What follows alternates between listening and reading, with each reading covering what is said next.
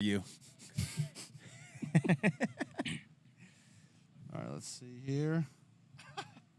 Should be Went to high school. live. I know her. Watch this. I'll tell you in a minute. Everybody can hear you. Okay, we're back. Sorry about the technical difficulties. I'll tell you ladies what, and it's like, Jeff, it's like the world doesn't want to see us succeed. Every week we get 2 games left to pick, and the internet goes out. Are we on right now? We're live. We're live. I don't think TCU is very good. I like SMU. I like SMU as well. There we go. I agree. Tip, you're I 4 agree. for 4, Yes. so SMU TCU's across surely the going to board. win it then. All right. Here's one, most interesting game of the day. It's the one I'm thinking of. It's the group of 5 guy game of the week. This is battle for the best setting, battle for the best mountains. You got the Appalachian Mountains, you got the Rocky Mountains, you got App State going to Wyoming. 2 programs. We talked to Sean Clark earlier. Shameless plug to that interview. It's on YouTube. Check it out. Interview Sean Clark, App State head coach. 2 similar programs. Wyoming 3-point favorites at home. I have no idea where to go, so I'm going to pick last and let you guys talk me into it. Well, I talked about it on the podcast on Tuesday. I think how Nate Noel plays in this game, if he can run effectively against this Wyoming front 7, then I think App State has a good chance of winning. And that's what I think is going to happen. Jesse, we were talking about it before we started today. I think Nate Noel's I think he's that guy. Like, yeah. I think he's going to show up. He's going to show out today.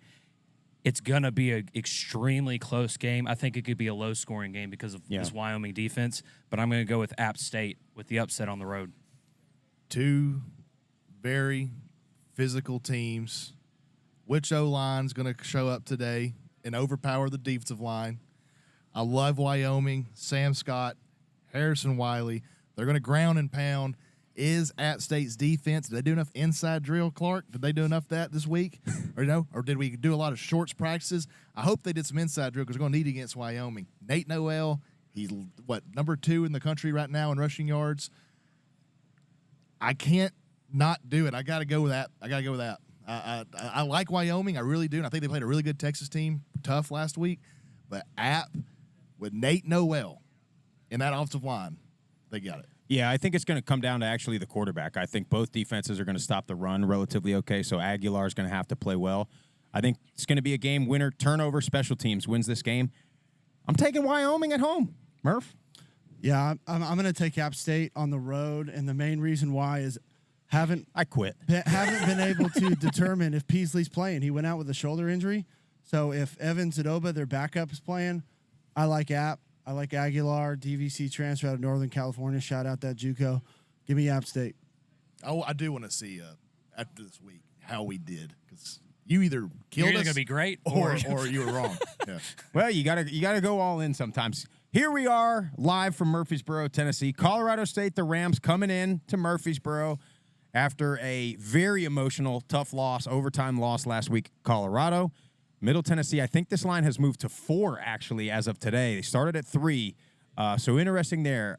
Colorado State D lineman Muhammad Kamara out for the first half. He's the one that had the late hit on Shedeur Sanders in overtime. That, one of the multiple guys that everybody wanted to put in prison for tackling a player. So he's out. But I think that's a key factor in this game because Middle Tennessee's offensive line, to me, is the most improved position group maybe in all of college football. I mean, from how bad they were last year to so far, how good they've been. But Colorado State's D-line is a problem. But, Jeff, on the other side of the ball, what's Middle going to do to stop Torrey Horton? Because that dude, I'm scared.